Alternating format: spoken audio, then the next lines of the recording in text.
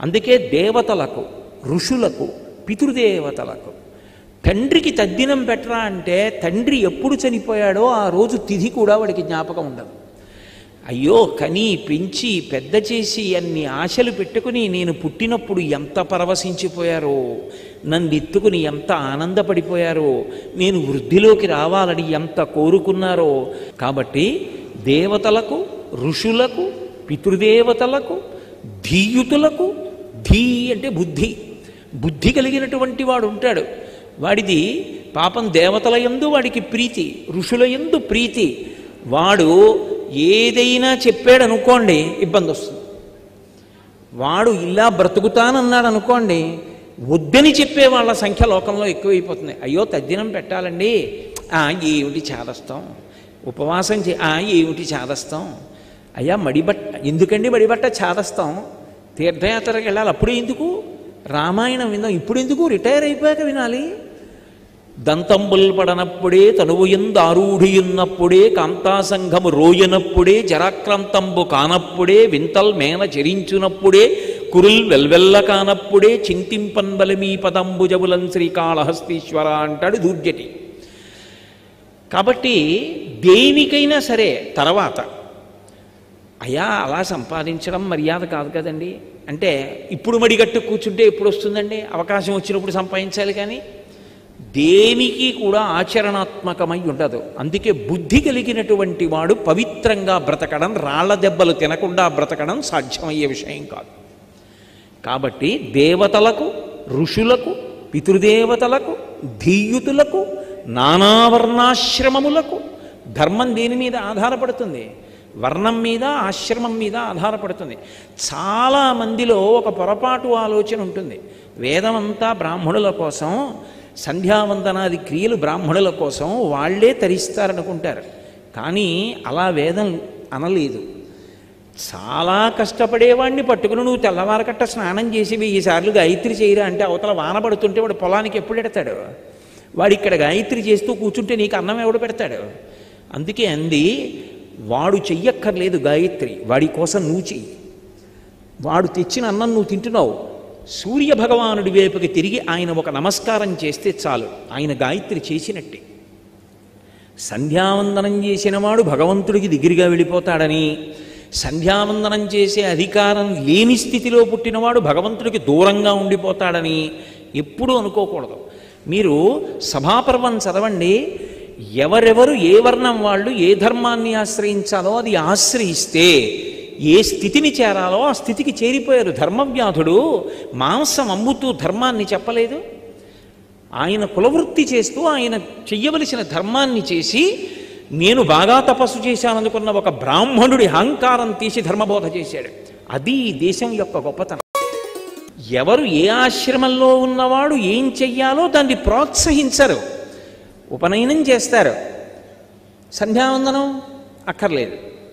ఉపనయనం దేనికి, పెళ్లి చేసుకోవడానికో అర్హత, అందుకని పెళ్లికి ముందు ఉపనయనం. కాబట్టి అసలు ఏ వర్ణమునందు ఏ ఆశ్రమమునందు ఎవడు ఏం చెయ్యాలో అది చేసేవాడు ఉండడు. లేరనుకోకండి, ఉన్నారు మహాత్ములు, అందుకు పడుతున్నాయి వర్షాలు. ఇంకా కలియుగం పూర్తిగా కలి పురుషుడి యొక్క ప్రభావం ప్రారంభం కాలేదు. అసలు మొదలైతేనే ఇలా ఉంది, ఆయన విజృంభిస్తే ఎలా ఉంటుందో చూడండి. కాబట్టి నానావర్ణాశ్రమములకును, అది కాక గోవులకును, అసలు ఆవు ఉత్కృష్ట ప్రాణి, అసలు ఆవు అనేటటువంటిది లేదనుకోండి, సనాతన ధర్మం అనేటటువంటిది ఇక ఉండదు. ఎందుకంటే గోబ్రాహ్మణేభ్య శుభమస్తు నిత్యం లోకా సమస్తా సుఖినో భవంతు.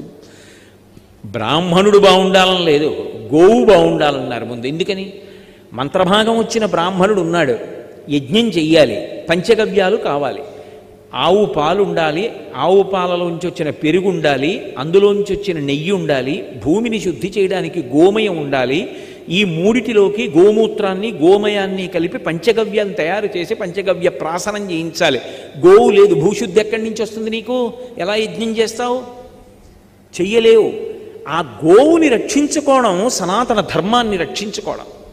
కాబట్టి ఆ గోవు కాపాడబడాలి.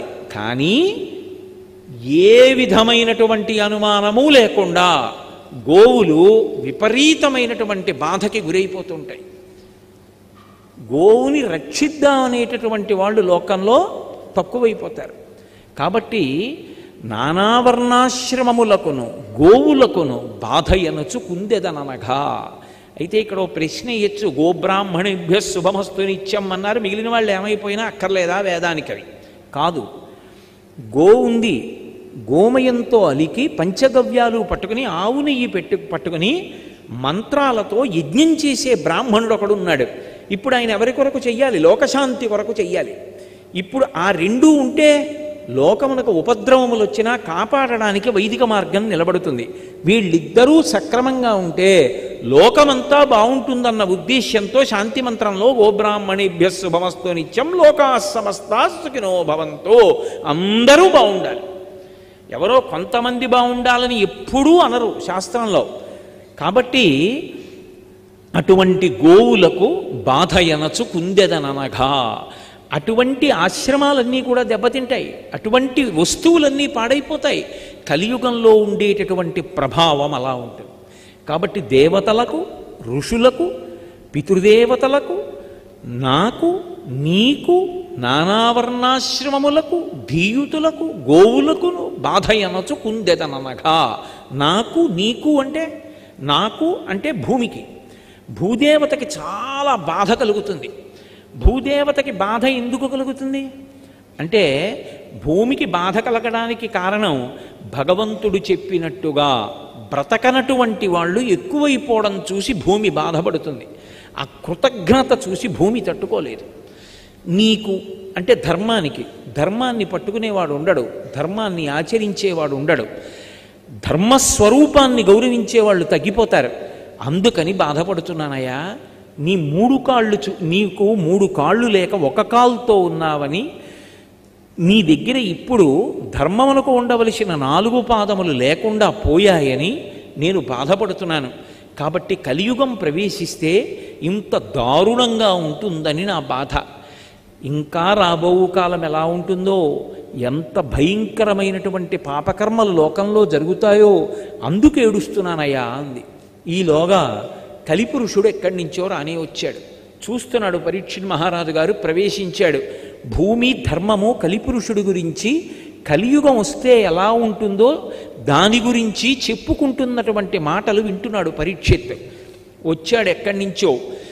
కైలాసాచల సన్నిభంబగు మహాగంభీర గోరాజమున్ కాలక్రోధుడు దండహస్తుడు నృపాకారుండు జంఘాలుండొక్కడు శుద్ధుడు ఆసురగతిన్ కారుణ్య నిర్ముక్తుడై నేలంకూలగ తన్యబంతి చెలగా నిర్ఘాత పాదాహతిన్. కైలాసాచల సన్నిభంబగు మహాగంభీర గౌరాజమున్, కైలాస పర్వతం ఎలా ఉంటుందో అలా మెరిసిపోతున్నటువంటి తెల్లటి ఆ ధర్మస్వరూపమైనటువంటి వృషభాన్ని ఎక్కడి నుంచో వచ్చాడు కలిపురుషుడు. నిజానికి ఆయన రాజు కాడు, కానీ రాజలాంఛనములన్నీ ధరించాడు.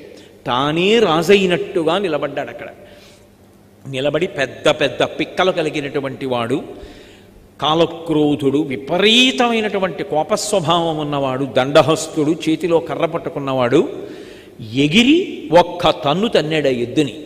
ఆ ఎద్దు కింద పడిపోయి మలమూత్రములు విసర్జించి అంబా నరిచింది. దాన్ని తన్నాడు, అది కింద పడిపోయింది నిస్పృహతో. ఆ ఆవు ఏడుస్తూ దగ్గరికి వస్తోంది.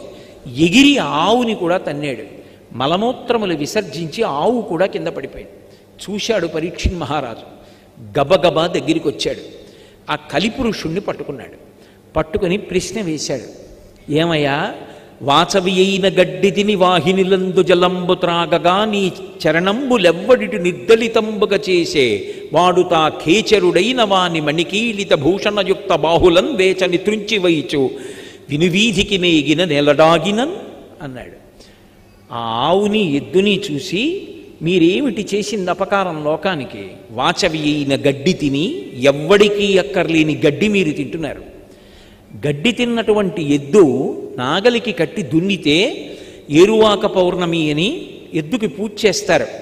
ఎద్దుకి పూజ చేసి, అలాగే శ్రావణ మాసంలో మళ్ళీ చిట్ట చివరి రోజు దగ్గరికి వచ్చేటప్పటికి వృషభ పూజ, మళ్ళీ పోలామావాస్య, పోలాలమావాస్య కాదు, కందమొక్క పూజ ఆ రోజు కాదు, పోలామావాస్య అంటే వృషభ పూజ.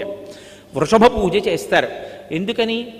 వృషభం యొక్క కంఠం మీద మెడ మీద నాగలి పెట్టి దున్నుతున్నప్పుడు దాని యొక్క డెక్కలలోంచి అమృత బిందువు పడుతుంది అని. ఆ పంట తిన్నటువంటి వాళ్ళకి నేత్ర సంబంధమైన వ్యాధులు ఉండవు అని వేదం. కాబట్టి వృషభము అనుగ్రహిస్తోంది గడ్డి తిని. ఆవు గడ్డి తిని పాలిస్తోంది. బిడ్డలు, తల్లి లేనటువంటి బిడ్డలు పాలు తాగుతున్నారు, తల్లి పాలు లేని పిల్లలు పాలు తాగుతున్నారు. అన్నిటినీ మించి పరమ రోగగ్రస్తమైన శరీరం ఉన్నవాళ్ళు పాలు తాగుతున్నారు, భగవదారాధనలో ఉన్నటువంటి వాళ్ళు పాలు తాగుతున్నారు. లోకంలో జంతువుల నుండి వచ్చేటటువంటి పాలు రజోగుణ తమోగుణాలని పెంచుతాయి, ఆవు నుంచి వచ్చేటటువంటి పాలు సత్వగుణాన్ని పెంచుతాయి. అందుకే సన్యాసాశ్రమంలో ఉన్న వాళ్ళు కూడా ఆవు పాలు తాగుతారు. ఇంత గొప్పదైనటువంటి ఆవు, సాక్షాత్ పరదేవతాస్వరూపమైనటువంటి ఆవు గడ్డి తిని ఎవరికీ పనికి రాకుండా ప్రవహిస్తున్నటువంటి మురుగుడు కాలవలలోని నీళ్లు తాగుతోంది. ఇక్కడ బ్రతకడానికి, ఆ పాలు పట్టుకెళ్ళి అభిషేకం చేస్తే ఊర్ధ్వలోకాలు పొందడానికి, పాపము నశించడానికి కావలసినటువంటి విభూతిని మనకు అనుగ్రహిస్తున్నటువంటి ఆవుని, ఎద్దుని తన్నినవాడెవరు? వాసవి అయిన గడ్డి తిని వాహినులందు జలంబు త్రాగగా నీ చరణంబులెవ్వడి నిర్దళితంబుగ చేసే వాడు తా ఖీచరుడైన వాని మణికీళిత భూషణయుక్త బాహులన్ వేచని త్రుంచివయితు. ఎవడు ఇలా కొట్టాడో మిమ్మల్ని, ఎవడు ఇలా పడగొట్టాడో వాడు మణులతో కూడినటువంటి పెద్ద పెద్ద భుజకీర్తులను పెట్టుకుని ప్రకాశిస్తున్నటువంటి ఆకాశంలో తిరగగలిగినటువంటి శక్తి కలిగినటువంటి దేవత అయినప్పటికీ కూడా వాడి భుజములు నరికేస్తాను. వాని మణికీళిత భూషణయుక్త బాహులన్ వేచని త్రుంచివయితు వినివీధికి నేగిన నెలదాగినన్. వాడు ఆకాశంలోకి పారిపోని, భూమిలో దూరిపోని విడిచిపెట్టను.